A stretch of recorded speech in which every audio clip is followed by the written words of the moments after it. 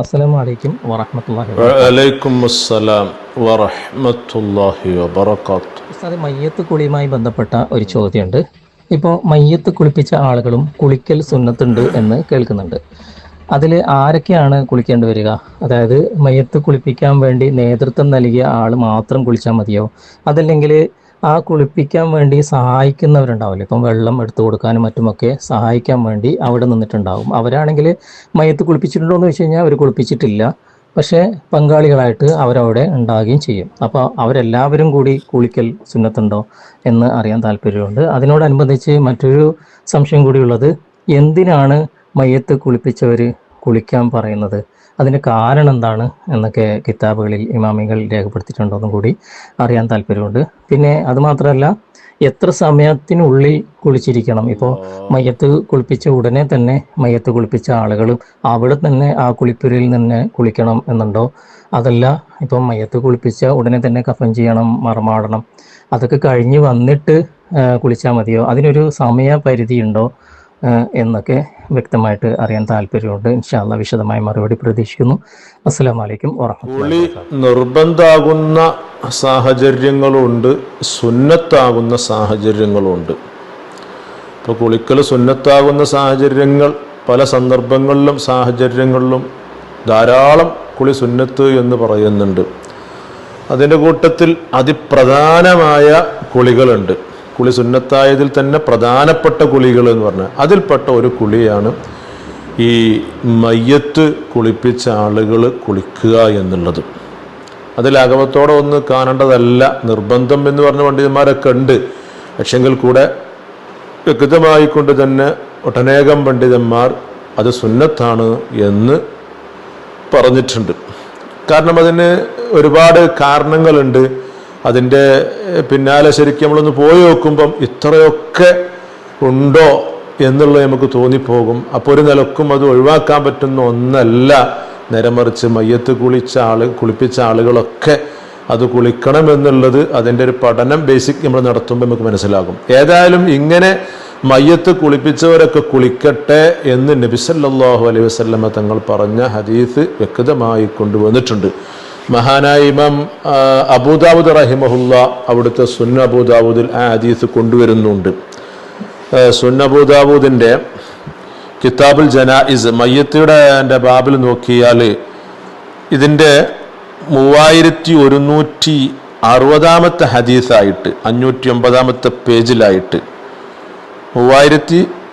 3161 ഹദീസ് നോക്കിയാൽ കാണും. അബൂ ഹുറൈറ റളിയല്ലാഹു അൻഹു തൊട്ട് വന്ന ഹദീസ്, റസൂലുള്ള പറഞ്ഞു, മൻ ഗസ്സലൽ മയ്യിത്ത ഫൽയഖ്തസിൽ. ഉണ്ടോ, ആരെങ്കിലും മയ്യത്ത് കുളിപ്പിക്കുകയാണെന്നുണ്ടെങ്കിൽ അവൻ കുളിക്കട്ടെ എന്ന് നബി തങ്ങൾ പറഞ്ഞു. ഈ ഹദീസ് വെച്ചുകൊണ്ട് കർമ്മശാസ്ത്ര പണ്ഡിതന്മാർ വ്യക്തമായിട്ട് പറഞ്ഞു, നിർബന്ധമല്ല, സുന്നത്താണ്, അങ്ങനെയാണ് വെക്കേണ്ടത് എന്നൊക്കെ ഖാത്തിമുൽ മുഹഖഖീൻ ഇബ്നു ഹജർ ഹൈതമി റളിയല്ലാഹു അൻഹു തുഹ്ഫയിൽ അതിൻ്റെ വ്യക്തമായിക്കൊണ്ട് മസ്അല രേഖപ്പെടുത്തി വെക്കുന്നുണ്ട്. തുഹ്ഫയുടെ 2ാം വാള്യം ഇതിൻ്റെ 698 പേജിൽ വൽ ഗുസ്ലു ലിഗാസിലിൽ മയ്യിത്ത് ഉണ്ടോ, മയ്യത്ത് കുളിപ്പിച്ചവൻ കുളിക്കൽ സുന്നത്തുണ്ട്. അതിന് ഹദീസായി വന്നത് ഈ ഹദീസാണ് തെളിവായിട്ട് കൊടുത്തിട്ടുള്ളതൊക്കെ. അപ്പം ഏതായാലും മയ്യത്ത് കുളിപ്പിച്ചവൻ കുളിക്കണം എന്നുള്ളത് വളരെ വ്യക്തമായിക്കൊണ്ട് തന്നെ ഹദീസ് കൊണ്ട് കർമ്മശാസ്ത്ര പണ്ഡിതന്മാർ വ്യക്തമായിക്കൊണ്ട് അത് സുന്നത്താണെന്ന് പറഞ്ഞതാണ്. എന്നാൽ അത് ഒരു എന്തിനു വേണ്ടിയിട്ട് എന്ന് ചോദിച്ചു കഴിഞ്ഞാൽ ഏതൊരു സംഗതിയായാലും അതിൻ്റെ പിന്നാമ്പുറം, അതിൻ്റെ പിന്നിലൊരു കാരണം, ഒരു സബബ്, റീസൺ, ഇങ്ങനെയൊക്കെ തുടങ്ങി നമ്മൾ തേടി പോവാറുണ്ട്. എന്നാൽ ഇതിൻ്റെയൊക്കെ പിന്നിൽ അങ്ങനെ പോകുമ്പോൾ പല ആളുകളും പല രൂപത്തിലും അഭിപ്രായങ്ങൾ പറഞ്ഞു കാണും. ഇപ്പം മയ്യത്ത് നജസ എന്ന് പറഞ്ഞുപോലുണ്ട്. ഷാഫി മദ്ഹബിൽ അത് മുഅ്തമദൊന്നുമല്ല, നജസല്ല എന്നുള്ള റൂട്ടിലാണ് പോകുന്നത്. ഏതായാലും നജസാണ്, മരിക്കലോടുകൂടി നജസാണ് എന്ന് പറഞ്ഞു പണ്ഡിതന്മാരുണ്ട്. അപ്പം നജസായതിനു വേണ്ടി നജസിനെ കുളിപ്പിച്ചതല്ല, അപ്പം അതുകൊണ്ട് എന്നുള്ള ചില ആളുകൾ. അതല്ല, ഈ പറയുന്ന റൂഹില്ലാത്ത ഒരു ശരീരത്തെ തൊടുമ്പുണ്ടാകുന്ന ഒരു പ്രയാസങ്ങൾ അത് നീങ്ങിക്കിട്ടാൻ, ഇങ്ങനെ തുടങ്ങിയിട്ട് പല പല രൂപങ്ങളുള്ള കാരണങ്ങളുണ്ടെങ്കിലും തഅബ്ബുദിയാണ്. അതായത് അള്ളാഹുവും റസൂലും കൽപ്പിച്ചു എന്നുള്ള രൂപത്തിൽ അങ്ങനെ തഅബ്ബുദിയാണ്. അതൊരു ആരാധനയിലൂടെ തന്നെ കയറി വരുന്ന ഒന്ന് തന്നെയാണ്. അതിൻ്റെ കാരണങ്ങൾ പലതാവാം, എന്തോ ആവട്ടെ, പക്ഷെ തഅബ്ബുദിയാണ് എന്ന് തന്നെയാണ് അതുകൊണ്ട് വെക്കേണ്ടത് എന്ന് വ്യക്തമായിക്കൊണ്ട് തന്നെ സക്കറിയ അൻസാരി റളിയല്ലാഹു അൻഹു ഫതുഹുൽ വഹാബ് ഉണ്ട്. അത് വിശദീകരിച്ചുകൊണ്ട് മഹാനായ ഇമാം ബർമാവി റളിയല്ലാഹു അൻഹു ആശത്തുൽ ബർമാവിയിൽ അത് പറയുന്നുണ്ട്. കാരണങ്ങൾ ഒരുപാടുണ്ട്. അതുകൊണ്ട് പണ്ഡിതന്മാർ തന്നെ അഭിപ്രായ വ്യത്യാസങ്ങളായിട്ടുണ്ടെങ്കിലും അവിടുത്തെ റാജിഹായിട്ട് നമുക്ക് പറയാനുള്ളതൊക്കെ ഇത് തഅബ്ബുദിയാണ് എന്ന് തന്നെ പറയണം.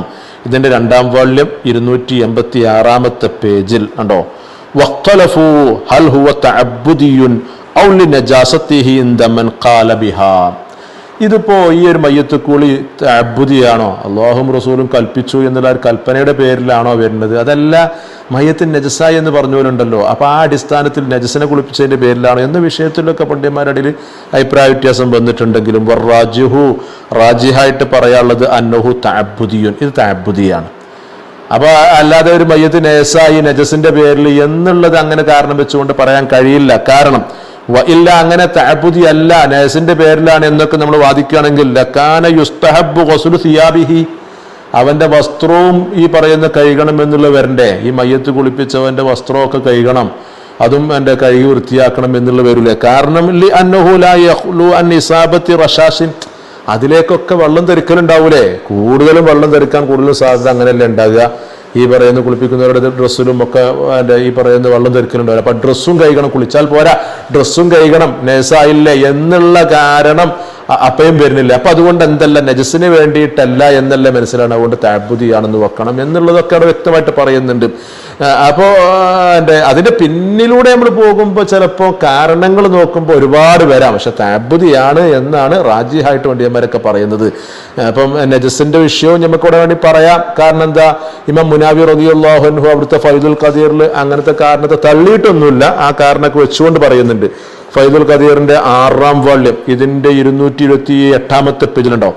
ഖാലൽ ഖത്താബിയു, ഇമാം ഖത്താബി തങ്ങളൊക്കെ പറഞ്ഞു, ഇന്നമാ ഉമിറ ബിഹി, ഇങ്ങനെ ഒരു കൽപ്പന വരാൻ കാരണം, കുളിക്കട്ടെ എന്നുള്ള കൽപ്പന വരാൻ കാരണം, കാരണം ഇതാണ് കാരണങ്ങൾ ഓരോന്ന് പറയാറുണ്ട്.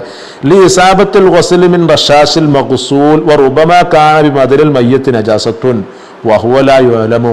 ഈ മയ്യത്തിന്റെ ദേഹത്തൊക്കെ നേസുകൾ ഉണ്ടാകും, അതുപോലെ തന്നെ ആ നേസ് തെറിക്കും. ഇതൊന്നും ഇപ്പൊ ആർക്കും എവിടൊക്കെ എങ്ങനെ ആയെന്നും അറിയില്ലല്ലോ. അപ്പൊ അങ്ങനെ അറിയാത്തൊരു കാരണമൊക്കെ ഉണ്ടാവില്ല, അതുകൊണ്ടൊരു കൽപ്പന വന്നു എന്ന് പറഞ്ഞോലും ഉണ്ട്. ഇനി അത് മാത്രമല്ല, ഇത് മയ്യത്ത് എന്ന് പറയുമ്പോൾ റൂഹില്ലല്ലോ, ഈ തടിയിൽ റൂഹില്ല. അപ്പൊ ഈ പറയുന്ന ആത്മാവില്ല. അപ്പൊ റൂഹില്ലാത്തൊരു ശരീരത്തെ നമ്മൾ തൊടുമ്പം നമുക്ക് തന്നെ അറിയാം, മയ്യത്തിനെ തൊടുന്ന സമയത്ത് നമുക്ക് എന്തോ ഒരു ചെറിയൊരു പ്രയാസം നമ്മുടെ ശരീരത്തിൽ അനുഭവപ്പെടും. നമ്മൾ പെട്ടെന്ന് ആ മയ്യത്തിന്റെ ആ ഒരു തണുപ്പടിക്കൽ ശരിക്കും നമുക്കുണ്ട്, അത് ഫീലാകും. അപ്പൊ അതുകൊണ്ട് നമ്മൾ മയ്യത്തിനെ തൊട്ട ആളുകൾക്ക് അറിയാം, തൊടുന്ന സമയത്ത് നമുക്ക് എന്തോ എൻ്റെ ശരീരത്തിന് പ്രയാസം വരും. അപ്പൊ അതുകൊണ്ട് ആ ഒരു പ്രയാസ വിഷമങ്ങൾ ഉണ്ടെങ്കിൽ തന്നെ അത് ഈ കുളിക്കലോടെ പോകും. അതും ഇതിനൊരു കാരണമാണ് എന്നുള്ളത് സയ്യിദുൽ ബക്കരി ഇയാനത്തു ത്വാലിബിൻ്റെ ഒക്കെ പറയുന്നത്. പല കിതാബിലും പലയിടത്തും പറയുന്നുണ്ട്. സയ്യിദുൽ ബക്കരിയുടെ ഇയാനത്തു ത്വാലിബിൻ്റെ 2ാം വാള്യം ഇതിന്റെ 123 പേജിലുണ്ടോ, അന്നഹു മസ്സ ജസദൻ ഖാലിയ മിന റൂഹ്, റൂഹിനെ തൊട്ട് കാലിയായ ഒരു ശരീരത്തെയാണ് ഇവിടെ തൊടുന്നത്. അപ്പൊ അങ്ങനെയാകുമ്പം ഫയഹ്സുലു ലഹു ളുഅഫുൻ, ഒരു ബലഹീനത, ഒരു പ്രയാസം ഈ തൊടുന്നവർക്ക് അവിടെ പിടികൂടും. അപ്പൊ അതിന് സാധ്യതയുണ്ട്. അപ്പൊ അങ്ങനെയാണ് എന്നുണ്ടെങ്കിൽ വൽ മാഉ യുഖവ്വീഹി, ഉണ്ടോ, ഈ വെള്ളം നമ്മുടെ കുളിക്കൽ കൊണ്ട്, ആ വെള്ളം കൊണ്ട് അത് എൻ്റെ കുളിക്കൽ കൊണ്ട് എന്താകും, അത് ശക്തിപ്പെടുത്തും. പൂർവ്വ രൂപത്തേക്ക് തന്നെ പഴയ രൂപത്തിലേക്ക് അത് എത്താൻ സഹായകമാകും. അപ്പൊ അതുകൊണ്ട് തന്നെ അങ്ങനെ ഒരു സഹായം ഈ കുളിക്കുക എന്നുള്ളത് കൊണ്ട് അവിടെ വരുന്നുണ്ട്.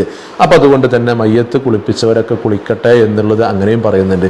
അപ്പൊ ഏതായാലും കാരണങ്ങൾ പലതുണ്ടെങ്കിലും തഅബ്ബുദിയാണ് എന്നുള്ളത് റാജിഹായിട്ട് പറയണം എന്നാണ് ഇമാം ബർമാവി റളിയല്ലാഹു അൻഹു ഒക്കെ പറയുന്നത്. ഏതായാലും ഇങ്ങനെയൊക്കെ ഒരുപാട് കാരണങ്ങൾ പറയുമ്പം അതിന് നമുക്ക് എന്ത് മനസ്സിലായി, ഈ മയ്യത്ത് കുളിപ്പിച്ച ആളുകൾ കുളിക്കണം.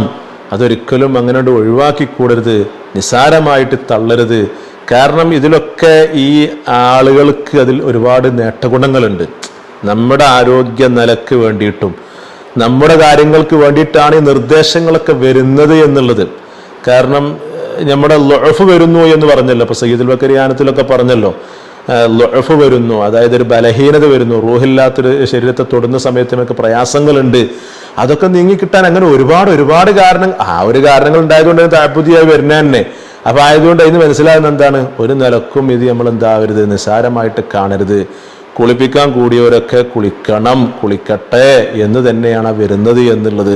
അതുകൊണ്ടാണല്ലോ സുന്നത്തായ കുളികൾ ധാരാളമുണ്ട്, ഒരുപാട് കുളികളുണ്ട്. ഇപ്പൊ നമുക്കറിയാം ജുമഅക്ക് കുളിക്കലുണ്ട്, പെരുന്നാൾക്ക് കുളിക്കലുണ്ട്, ഇങ്ങനെ തുടങ്ങിയിട്ട് പല പല രൂപത്തിലുള്ള എത്രയോ കുളികൾ എണ്ണി. ആ കുളികളുടെ കൂട്ടത്തിൽ ഏറ്റവും ശക്തിയേറിക്കൊണ്ട് പറയാൻ പറ്റിയ ശക്തിയേറി സുന്നത്ത് എന്ന് പറയാൻ പറ്റുന്ന വിഷയത്തിൽ അത് ജുമഅയാണോ അതുപോലെ തന്നെ മയ്യത്ത് കുളിപ്പിച്ചവർ കുളിക്കുന്ന കുളിയാണോ എന്ന വിഷയത്തിൽ വരെ ഉലമാവിനിടയിൽ അഭിപ്രായ വ്യത്യാസങ്ങൾ നടന്നിട്ടുണ്ട്. ഏതായാലും ശാഫിഈ മദ്ഹബിൽ തീർപ്പ് കൽപ്പിച്ചുകൊണ്ട് നബി ഇമാമിനെ പോലത്തോരൊക്കെ വ്യക്തമായിട്ട് പറഞ്ഞിട്ടുണ്ട്.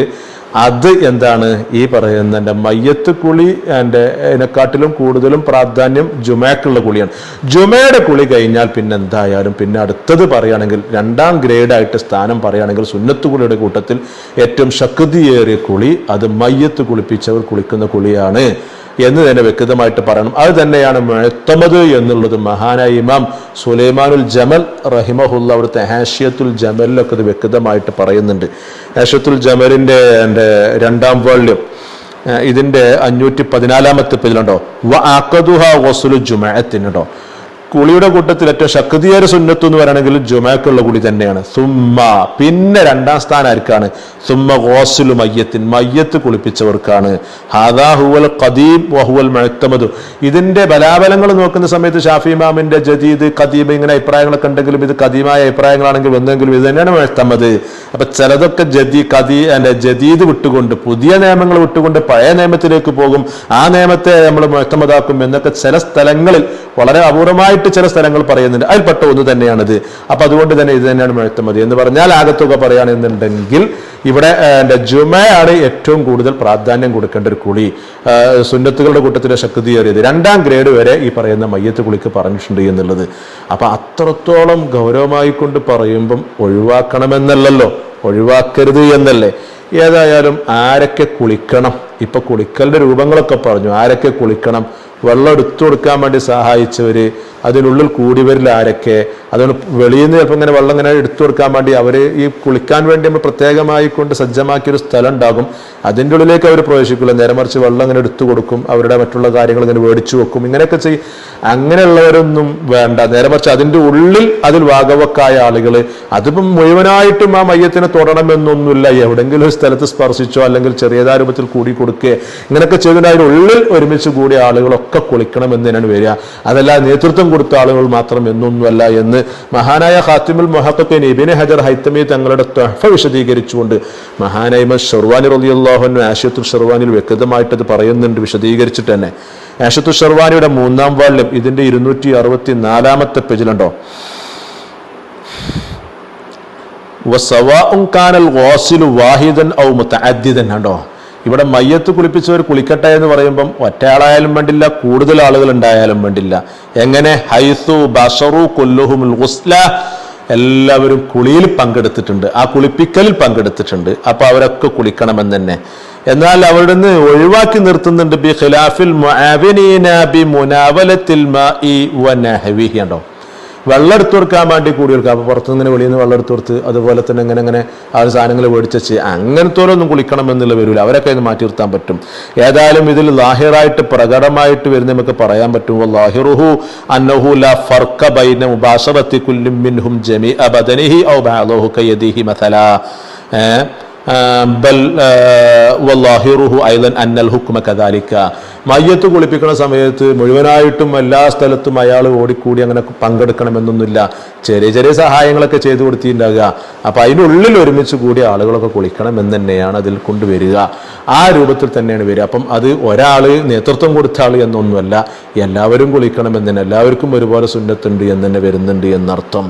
അപ്പൊ ഏതായാലും ഇങ്ങനെ ഒരു കുളി വ്യക്തമായി കൊണ്ട് തന്നെ മയ്യത്ത് കുളിപ്പിച്ചവർക്ക് പറയുമ്പം ഇതിന്റെ സമയം ഏതുവരെ നിൽക്കുമെന്നാണ്. ഇനിയിപ്പോൾ കാരണം മയ്യത്ത് കുളിപ്പിച്ച ഉടനെ തന്നെ ആ പറയുന്ന കുളിപ്പരിയിൽ തന്നെ കുളിക്കണം എന്ന് പറഞ്ഞാൽ ചിലപ്പോൾ ഒരു പോലും നടന്നോളുണ്ടാവില്ല, ബാക്കിയുള്ളവർക്ക് പറഞ്ഞുകൊണ്ട് കുളിക്കുക എന്നാണോ? എന്നാൽ അതിന് വെളിയിൽ നിന്ന് ഇറങ്ങിക്കഴിഞ്ഞാൽ ഉടനെ തന്നെ ചിലപ്പോൾ കുളിക്കാൻ പറ്റിക്കോളും, ചിലപ്പോൾ ഒരു പക്ഷേ. കാരണം കഫൻ ചെയ്യലായി, പിന്നെ കൊണ്ടുപോകലായി, നിസ്കാരമായി, ഇങ്ങനെയൊക്കെ തുടങ്ങിയാൽ കഴിഞ്ഞപ്പോൾ എന്താ ചെയ്യുക? ഒരു ക്യാപ്പ് വേണ്ടേ നിസ്കരിക്കാനുള്ള, അല്ല കുളിക്കാനുള്ള എൻ്റെ അവസരം അല്ലെങ്കിൽ ഒരു ഇത് വേണ്ടേ? ഏതായാലും അതിൻ്റെ സമയം ഏതുവരെ നിലനിൽക്കും എന്ന വിഷയത്തിൽ പണ്ഡിതന്മാരുടെ അഭിപ്രായ വ്യത്യാസങ്ങളുണ്ടെങ്കിലും അതിനെ തൊട്ട് പിന്തിരിഞ്ഞു പോകരുത്. അതായത് ഞാൻ കുളിക്കണില്ല, അയാളത് മെയിൻറ്റെയിൻ ചെയ്തിട്ടില്ല, അല്ലെങ്കിൽ ഞാൻ കുളിക്കുന്നില്ല, ഞാൻ കുളി വിചാരിച്ചിട്ടില്ല എന്ന് വിചാരിച്ചുകൊണ്ട് അവഗണിച്ചുകൊണ്ട് രൂപത്തിലായി കഴിഞ്ഞാൽ പിന്നെ അയാൾക്ക് കുളിയുടെ സാഹചര്യങ്ങൾ നഷ്ടപ്പെട്ടു പോയി. നേരെ മറിച്ച് അവിടുത്തെ സാഹചര്യ സന്ദർഭങ്ങൾക്കനുസരിച്ചുകൊണ്ടുള്ള സമയമൊക്കെ അനുവദിക്കും. ചിലപ്പോൾ ചില ആളുകൾക്ക് ചിലപ്പോൾ നേരത്തെ തന്നെ കുളിപ്പിച്ചിട്ടുണ്ടാവും. അപ്പോൾ പിന്നെ കുറേ സമയം ഉണ്ടാവും, കഫൻ ചെയ്തെടുത്ത് വെച്ച് പിന്നെ കുറേ മയ്യത്ത് കൊണ്ടുപോകാൻ കുറേ സമയമൊക്കെ ഉണ്ട്. അപ്പോൾ അയാൾ കുളിക്കാനുള്ള ടൈമുകളൊക്കെ ഉണ്ട്. ഇതല്ല കുളിപ്പിക്കൽ, കഫൻ ചെയ്യൽ, കൊണ്ടുപോകൽ, നിസ്കാരം, എങ്ങനെയും മറമാടൽ, ഇങ്ങനെ തുടങ്ങിയിട്ടൊക്കെ തുടർന്ന് പെട്ടെന്നാണ്. അപ്പം അങ്ങനെ ആകുമ്പോൾ അയാൾക്ക് ടൈം കിട്ടിയിട്ടുണ്ടാവില്ല. അപ്പം എന്നാൽ അയാളെ മനസ്സിലെന്താണ്? കുളിക്കണം തന്നെ. അതിനെ തൊട്ട് അയാൾ പിന്തിരിഞ്ഞിട്ടൊന്നുമില്ല. പിന്തിരിയെടുത്താടത്തോളം കാലം അവിടെ കുറച്ച് സമയമൊക്കെ എടുത്താലും കുഴപ്പമൊന്നുമില്ല എന്ന് വ്യക്തമായിക്കൊണ്ട് തന്നെ എൻ്റെ ഉലമാ വ്യക്തമായിട്ട് പറയുന്നുണ്ട്. അതായത് ഇബ്നു ഖാസിമുൽ ഗസ്സി റഹിമഹുല്ലാ തങ്ങളുടെ ഫതുഹുൽ ഖരീബുൽ മുജീബ് എന്ന കിതാബുണ്ട്, അല്ല കിതാബ. ഇതിനൊക്കെ ഒരുപാട് ഷറഹുകൾ എഴുതപ്പെട്ടിട്ടുണ്ട്. അതിൻ്റെ കൂട്ടത്തിലൊരു ഹഷിയാണ് ഈ പറയുന്ന എൻ്റെ കൂത്തുൽ ഹബീബ് എന്ന് പറയുന്നത്. ഈ നമ്മുടെ എൻ്റെ നിഹായത്തുസൈൻ എന്ന് പറയുന്ന കിതാബുണ്ട്. മഖ്ദൂം തങ്ങളുടെ ഫതുഹുൽ മുഈൻ്റെ മത്നാകുന്ന ഖുർറത്തു അയിൻ്റെ ഷറഹാണ് ഈ പറയുന്ന നിഹായത്തുസൈൻ. അതിൻ്റെ മുസന്നിഫുണ്ട് ഉമർ നബി ജാവി റഹിമഹുല്ല. മഹാനവർക്ക് ഒരു കിതാബ് ഈ പറയുന്ന എൻ്റെ കൂത്തുൽ ഹബീബ് പറഞ്ഞ കിതാബ്, ഈ ഇബ്നു ഖാസിമുൽ ഗസ്സിന്റെ ഫതുൽ ഖരീബിന്റെ അതിൻ്റെ ഷറഹാണിത്, ഹഷിയാണിത്. ഇതിൻ്റെ അകത്ത് അങ്ങനെ പറയുന്നുണ്ട് പിന്തിരിഞ്ഞു പോകാത്തടത്തോളം കാലം എന്നുള്ളത്. ഇതിന് 1-ാം വള്ള് 132-ാമത്തെ പേജിൽ മയ്യത്ത് കുളിയുടെ ടൈം, മയ്യത്ത് കുളിപ്പിച്ചവൻ കുളിക്കുന്നതിൻ്റെ ടൈം പ്രവേശിക്കുന്നത് ഏത് മുതൽക്കാണ്? ആ മയ്യത്ത് കുളിയിൽ നിന്നും വിരമിക്കുന്നതോടെ മുതൽക്കാണ്. മയ്യത്തിൽ നിന്നും കൂടി വിരമിച്ച മുതൽക്ക് അവിടെ സമയം തുടങ്ങി. ഏതുവരെ? അതിനെ തൊട്ട് പിന്തിരിയാത്തോടത്തോളം. അപ്പൊ പിന്തിരിയും. അപ്പൊ ഞാൻ കുളിക്കുന്നില്ല എന്ന് വിചാരിച്ചു കഴിഞ്ഞാൽ പിന്നെ സമയം നഷ്ടപ്പെട്ടു പോയി.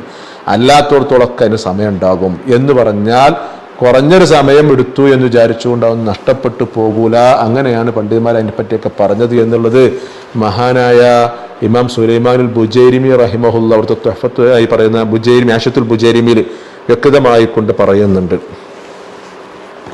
ആഷത്തുൽ ബുജൈരിമിയുടെ 1-ാം വാള്യം ഇതിൻ്റെ 253-ാമത്തെ പേജിൽ ഉണ്ടോ?